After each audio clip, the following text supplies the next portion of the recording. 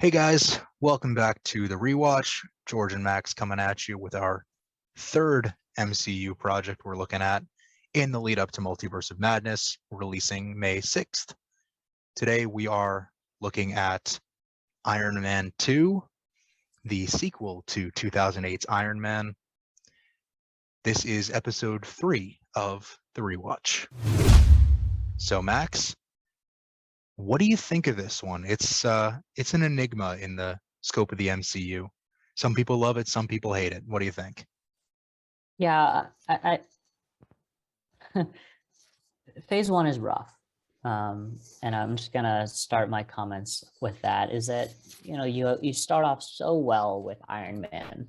And then you're up here and then you go all the way down, quite literally all the way down to the Incredible Hulk.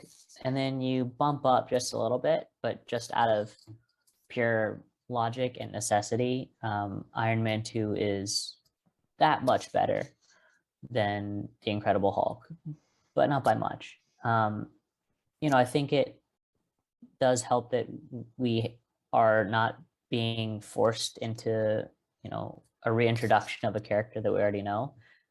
We just know the character. We know Tony Stark. We know Robert Downey Jr. We know Pepper. We know Happy. There's characters that we're familiar with. We're kind of familiar with Rhodey. We know Terrence Howard's Rhodey.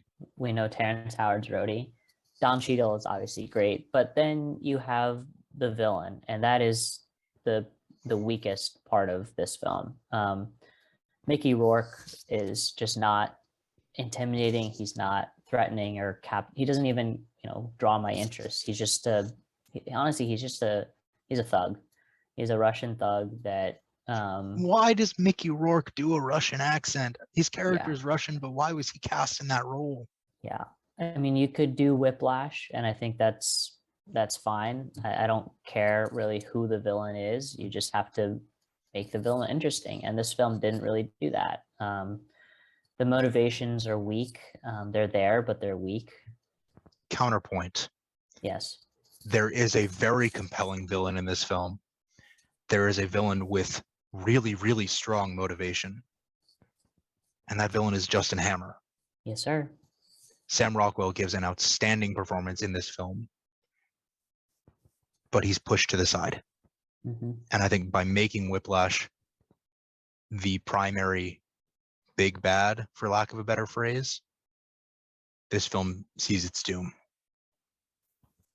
Yeah. Sam Rockwell is fantastic. I love him in almost everything he does. He's so charismatic. He's so charismatic. And he's kind of he's definitely one of the goofier villains, but it would have worked. It would have worked. What if he had been Whiplash? What if he had gotten an arc reactor? He didn't even need to, though, because you could make the film about it being purely business between Justin Hammer and Tony Stark. Yeah. And that is as much as you need, right? It's a business conflict. It's them trying to it's Hammer trying to one up Tony, and Tony just kind of doing his thing and already putting himself an arm and a leg above, head and shoulders above what Justin Hammer can do. I mean, you see it in the film with the ex-wife, the bunker buster thing that bounces off of Mickey Rourke's chest, and Don Cheadle turns to Tony at the end of the movie and says, "Hammer Tech?" Yeah. Or sorry, it was Tony saying that too. Yeah. To Don Cheadle, to Rhodey. I like Don Cheadle in this movie. I think he's great. He doesn't really know what his Rhodey is going to be at this point. You get that sort of a little bit of the snark, a little bit of the, I'm here, it's me, let's move on. When he was obviously recast over Terrence Howard, who wanted more money. Yep.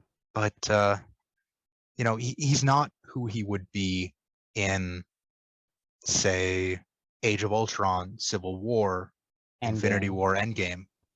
He's great in Endgame. Yeah. They really bring his character into the most well-rounded he's been, and he's going to be in Armor Wars, and I'm so excited for that show. Mm-hmm. But Rhodey as a character is very significant in the first Iron Man film. And I feel like he takes another step forward, but with the recasting, Don Cheadle is one of my favorite performers. But this film is sort of him figuring out the character.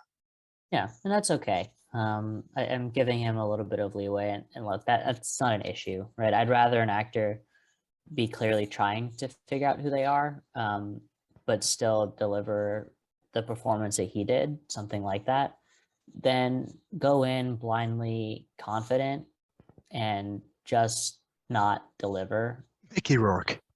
Yeah.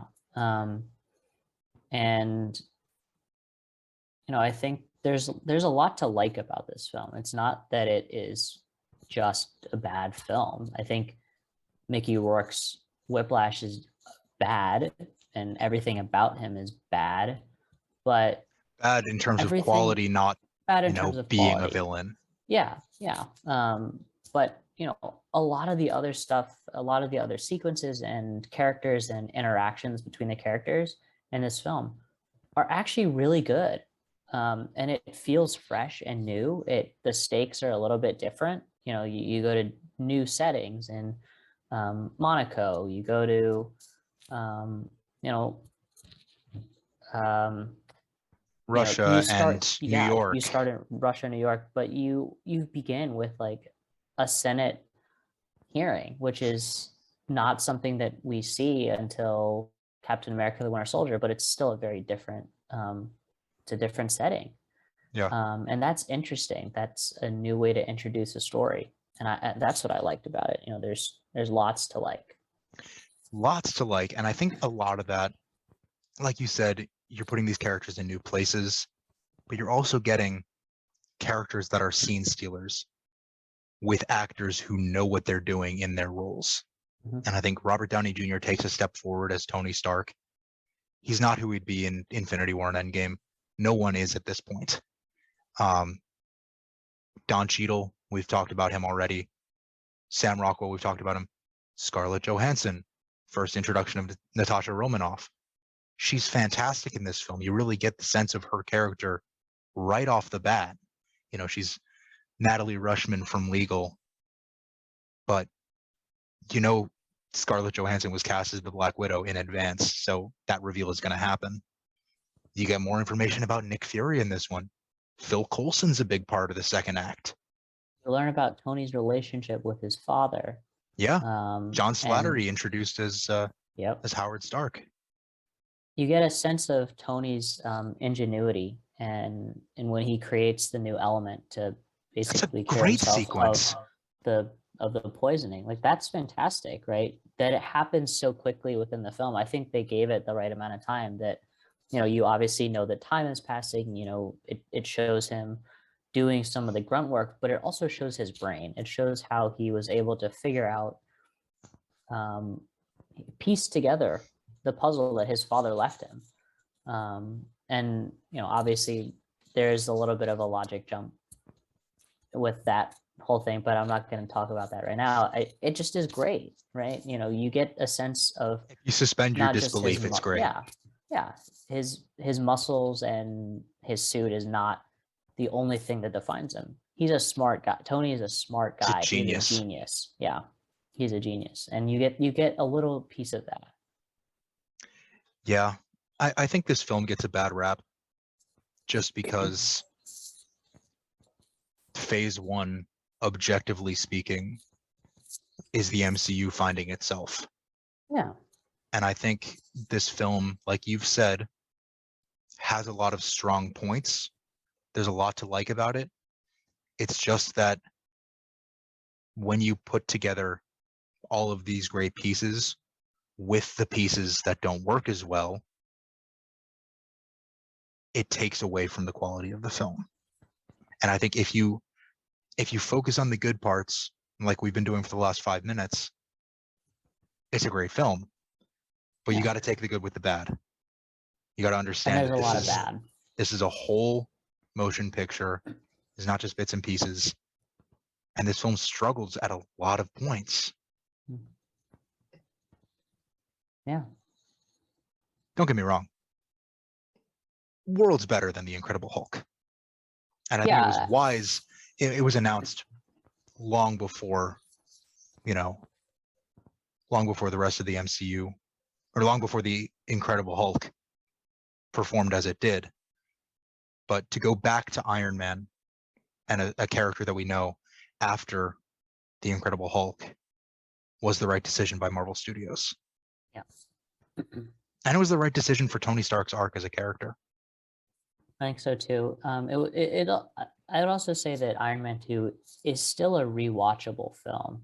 It's definitely a film that, if I'm not doing anything on a Sunday afternoon and I want to put on something Marvel, but I don't necessarily want some of the more intense projects that come in 3 and 4, in phases 3 and 4, then I could absolutely throw on Iron Man 2 and eat a bowl of popcorn and be totally content with the way that I spend my time. I agree with you, because this film is rewatchable independent of a rewatch. Yes. Because, it's got these qualities that you can say, I'll go back and I'll watch it for, like, last summer, right before Black Widow came out, I watched every appearance of Natasha Romanoff to compare and contrast. I watched Iron Man 2 as the first appearance of the character, and you can focus on her character. You can focus on Nick Fury. There are positives in this film that make it rewatchable. Yeah, even outside, like we talked about with the Incredible Hulk in the last episode, that it's not really rewatchable except in the context of a rewatch. Iron Man 2 is something that you can go back to when you're chilling, like you were just saying. Yeah, and that gives it points, right? That shouldn't be taken away from the film. Yeah. So speaking of giving it points, as we come to the close of this episode of the Rewatch, Max, I'm going to let you take the lead here on MCU ranking and overall rating. Yeah. So again, this is going to be very low. In my rankings, it is as low as it could go. It is the 31st project out of 32. Last episode was The Incredible Hulk. I gave that the bottom spot. So this is one better. And in terms of a rating out of 100, I'm going to give it a 55, which is probably higher than I thought I would give it. But then, it does have its good moments. It has those performances that we talked about that are standouts. And I think I want to give the film credit for those. So 55, which is still obviously a failing grade. So it's not like it's not great, but it did well. Yeah, it's the high end of a failing grade for me as well. We are very close in both arenas for this film. I would say a 53 out of 100. I'm going to go slightly lower than you did, just because, like I was just saying, there are great moments in the film. There are a lot of negative parts to unpack. And again, you have to take the bad with the good with the bad. You can't look at this film just for its positives. And on the whole, there are more negatives than positives. As for my MCU ranking, I'm going to go one spot higher than Max here. I'm going to say it is number 30 out of 32. Stay tuned for a later episode to find out what my number 31 is. Incredible Hulk, obviously, number 32. You guys know that from the last episode. So you know how we feel about Iron Man 2. We will be back very, very soon with our next project in the Rewatch. We're going to talk about the first appearance of the God of Thunder, Thor. So we will see you for more Phase 1 in the Rewatch very soon. Good night. See you next time. Good night.